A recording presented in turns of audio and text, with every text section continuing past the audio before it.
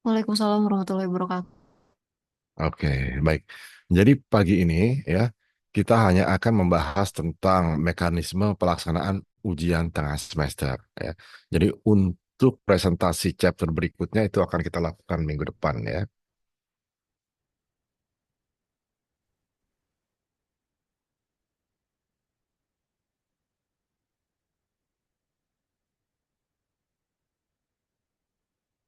Oke. Nah, jadi untuk ujian tengah semester kita tidak akan lakukan di kelas berupa ujian tulis, tetapi berupa pembuatan atau penyusunan laporan. Ya. Laporan apa yang harus disusun yaitu laporan studi kelayakan usaha yang dilakukan oleh narasumber yang akan menyampaikan paparannya nanti pada sebuah seminar. Ya. Jadi intinya nanti kita akan melakukan seminar tentang studi kelayakan usaha, di mana narasumber tersebut akan memaparkan hal-hal yang sudah dia lakukan. Nah, kemudian berdasarkan informasi yang disampaikan dalam seminar tersebut, kalian melakukan evaluasi dan memberikan rekomendasi. Intinya itu.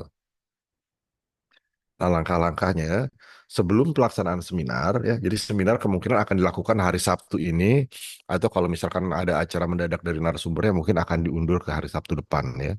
Kenapa hari Sabtu? Karena eh, supaya semua kelas studi kelayakan bisnis yang saya dan Pak Andi Ampu itu bisa join bergabung ya. Jadi kita bisa melakukan efisiensi waktu, nggak harus melakukan seminar berulang-ulang untuk tiap kelas, tetapi nanti tiap kelas bisa join bareng di hari Sabtu sehingga seminarnya cukup satu kali. Nah, yang harus dilakukan sebelum seminar itu adalah kalian pelajari lagi ya informasi-informasi yang terdapat di dalam bahasan kita yang sudah kita bahas. Kemudian persiapkan format atau template untuk mencatat poin-poin penting selama seminar. Ya. Nah, bentuknya bisa misalkan berupa kolom perbandingan. Yang di sebelah kiri, ya, kolom kiri kalian isi dengan poin-poin yang harus dilakukan dalam studi kelayakan usaha terkait dengan aspek legalitas, misalnya aspek teknis, dan seterusnya. Nah, sebelah kanan itu nanti kalian gunakan untuk mengisi informasi apa saja yang disampaikan oleh narasumber terkait dengan aspek-aspek tersebut. Ya. Jadi nanti kalian akan mudah menyusun evaluasinya kalau kalian punya perbandingan antara apa yang harus dilakukan menurut buku referensi dan apa yang betul-betul dilakukan oleh si narasumber ketika beliau melakukan studi kelayakan usaha. Nah, pada saat seminar, ya, ketika narasumber memaparkan atau menyampaikan paparan tentang studi kelayakan usaha yang dilakukan, itu kemungkinan ada poin-poin yang miss, ya, ada poin-poin yang terlewat yang tidak disampaikan terkait dengan materi yang sudah kita pelajari. Nah, untuk itu, ya, kalian harus mengajukan pertanyaan-pertanyaan jika memang ada informasi yang miss tadi. Ya.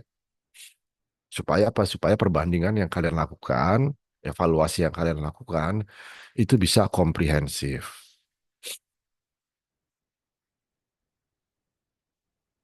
Nah, selesai seminar, baru kemudian nanti tiap-tiap dari kalian itu menyusun laporan, ya. Laporan yang berisi pertama deskripsi dari studi kelayakan usaha yang dilakukan oleh narasumber, kedua melakukan evaluasi apa kelebihan dan kekurangan dari studi kelayakan usaha yang dilakukan oleh narasumber tadi. Ya. Ketiga, kalian memberikan rekomendasi. Kalau ke depan akan ada usaha lain sejenis yang akan melakukan studi kelayakan usaha, gimana idealnya melakukan studi kelayakan usaha tersebut? Nah, itu intinya ya. Inti dari laporannya. Nah, bicara tentang evaluasi, pertama tadi jelas ya. Dengan adanya kolom perbandingan, kalian nanti bisa membandingkan informasi yang diberikan oleh narasumber, kemudian kalian bandingkan dengan informasi yang terkait dengan teori, sehingga kalian bisa melihat ada nggak konsistensi antara referensi teori yang kalian gunakan dengan apa yang disampaikan oleh narasumber. Kemudian ketercukupan data informasi, ini yang tadi saya bilang, ada kemungkinan nanti narasumber akan miss menyampaikan beberapa poin-poin penting yang sebetulnya dia lakukan tapi tidak tersampaikan. Nah, itu harus kalian explore, kalian harus tanya. Ya. Kemudian keterkaitan antar aspek. Ini juga menjadi poin evaluasi. Jadi misalnya ketika kita melakukan analisis aspek finansial, itu kan pasti nanti akan melakukan analisis tentang aspek profitabilitas. Salah satu dimensi atau unsur di dalam aspek profitabilitas itu kan adalah penerimaan. Nah, penerimaan itu kan adalah hasil penjualan. Hasil penjualan adalah perkalian antara jumlah konsumen yang membeli dengan banyaknya quantity yang dibeli, ya kan? Nah, artinya ketika bicara tentang profitabilitas mau tidak mau bicara tentang keberadaan konsumen, berapa banyak konsumen yang beli dan segala macam. Nah, itu kan idealnya sudah terpaparkan sebelumnya di bagian analisis aspek pemasaran. Kemarin kita sudah membahas bahwa di aspek pemasaran harus dibuat estimasi berapa banyak jumlah pembelinya, berapa banyak yang dibeli dan seterusnya. Nah, ini bicara tentang keterkaitan antar aspek. Ya, jadi kalian harus cek apakah ketika bicara tentang jumlah potensial konsumen yang ada di paparan tentang analisis pasar itu sesuai atau konsisten atau tidak dengan ketika bicara analisis aspek keuangannya. Yang berikut adalah akurasi proyeksi atau estimasi. Ini juga sudah pernah kita singgung ya, khususnya ketika kita bicara tentang aspek keuangan. Karena usahanya masih belum dijalankan, berarti kan belum ada tuh yang namanya cash flow realnya, belum ada yang namanya neraca laba ruginya yang secara real, sehingga semuanya masih bersifat proyeksi, masih bersifat estimasi.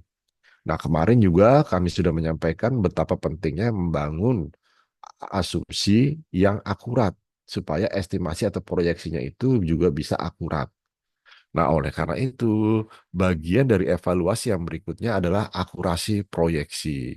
Apakah asumsi yang digunakan untuk proyeksi keuangan itu sudah realistis atau tidak? Misalkan di aspek pasar dinyatakan bahwa saat akan membuka usaha, si narasumber menyampaikan perkiraan jumlah konsumennya adalah 1.000 atau 1.500. Nah, asumsi akan mendapatkan 1.000 atau 1.500 orang konsumen pada saat baru buka, itu realistis atau tidak menurut kalian? Nah, bandingkan dengan usaha sejenis misalkan.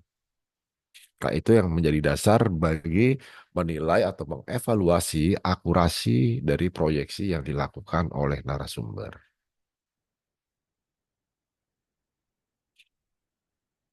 Nah, struktur laporannya nanti adalah seperti ini ya. Pertama, bagian pendahuluan yang akan berisi latar belakang dan tujuan penulisan laporan. Kemudian deskripsi aspek-aspek studi kelayakan usaha yang dilakukan oleh narasumber ya. Poin-poinnya mengacu pada poin-poin aspek analisis yang ada di dalam buku ya. Jadi dimulai dari aspek kajian teknis, aspek pasar dan pemasaran, seterusnya.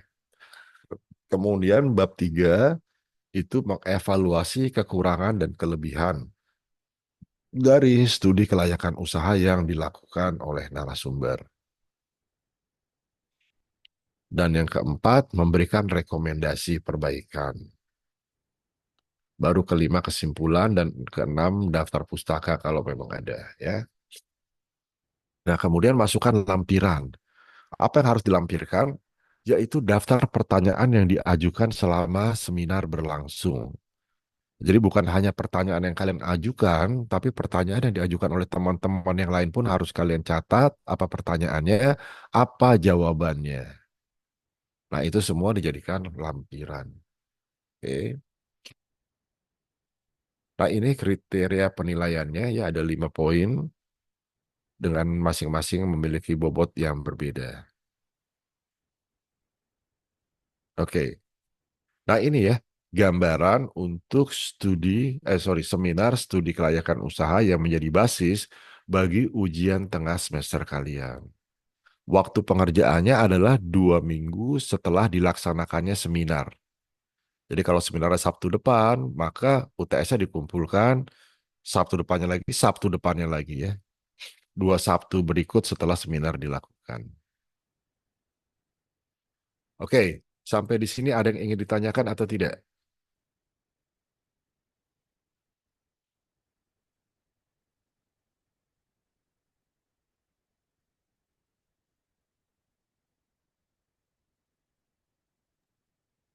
Bapak saya izin bertanya, Pak. Ya, silakan. Yang untuk struktur laporan tadi, yang poin keduanya itu kan deskripsi aspek-aspek itu ya, Pak. Ya, Nah, itu tuh berarti eh, aspeknya itu berdasarkan buku ya, Pak, bukan eh, perbandingan yang kita bikin selama seminar itu ya. aspeknya berdasarkan buku ya. Jadi kan deskripsi. Jadi deskripsikan di aspek legalitas yang dilakukan apa, belum membandingkan ya, yang dilakukan dulu apa. Di aspek teknis yang dilakukan apa, di aspek pasar yang dilakukan apa dan seterusnya. Nah, itu yang mendeskripsikan ya di sini paparan tiap aspek. Yang perbandingannya ada di bagian ketiga, evaluasi kekurangan dan kelebihan ini dasar evaluasinya salah satunya adalah perbandingan. Yang sudah dilakukan apa, menurut buku apa? Sudah lengkap belum yang dilakukan? Nah, itu adalah salah satu bentuk evaluasi yang kita lakukan. Nah, itu kan berarti mengacu ke sini, ya, konsistensi, referensi, dan teori, ya. Jadi yang perbandingan itu adanya di bab 3.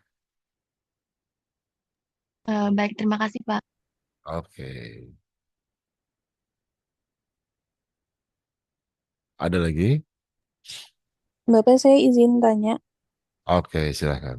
yang aspek penilaian, kriteria penilaiannya itu kan tadi ada kualitas pertanyaan ya Pak. Nah itu berarti tiap mahasiswa itu harus mengajukan pertanyaan atau gimana Pak? Nggak usah semuanya, ya, nggak usah semuanya. Artinya kalau pertanyaan yang ingin kalian ajukan sudah ditanyakan sama temennya ya udah, kalian nggak usah double-double gitu loh. Tetapi nanti kalian tetap harus melakukan penilaian dari semua pertanyaan terlepas siapa yang menanyakan, ya. Kualitas pertanyaannya menurut kalian bobotnya gimana? Sekedar nanya atau memang ada urgensinya, begitu. Berarti kita yang menilai pertanyaan orang gitu ya Iya. Pak? Oke, makasih Pak. Ya. Ada lagi?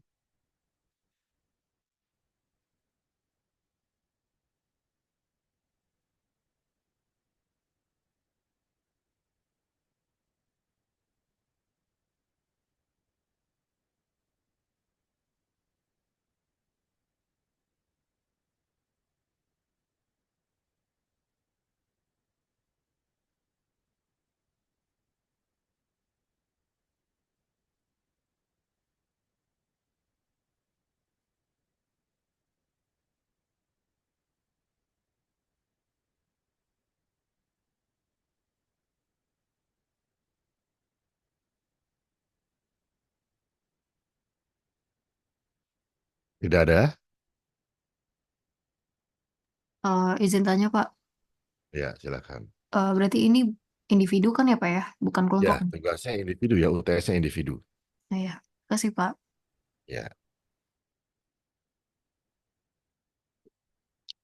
ada lagi?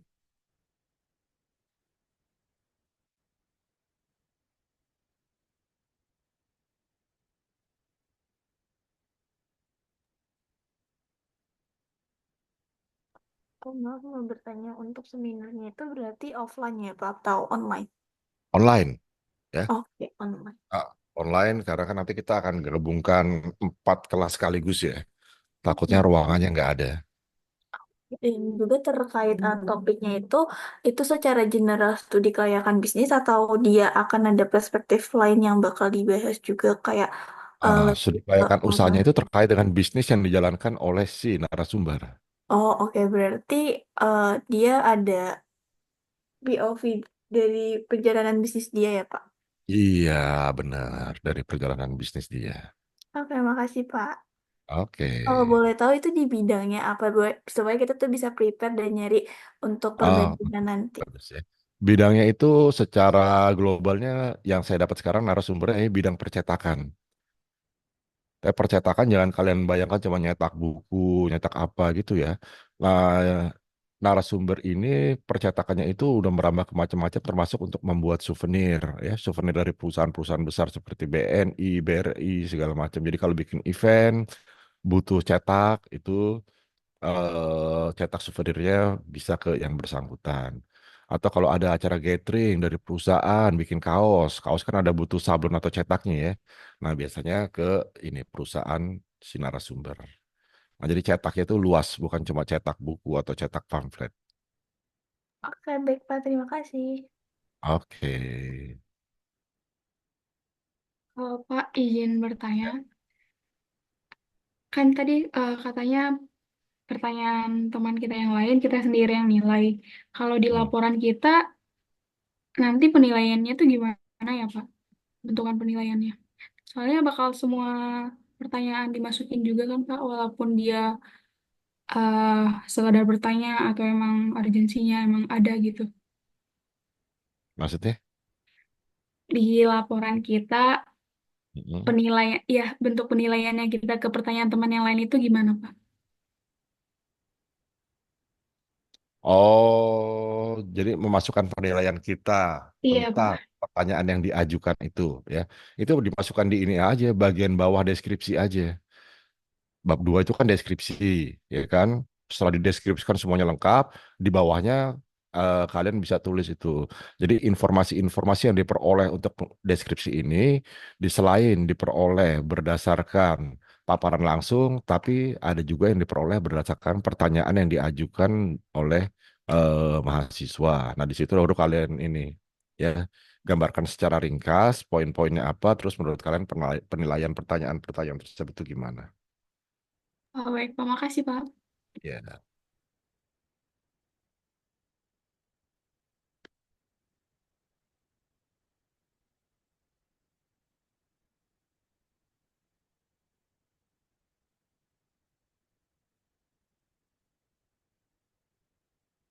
Oke, ada lagi?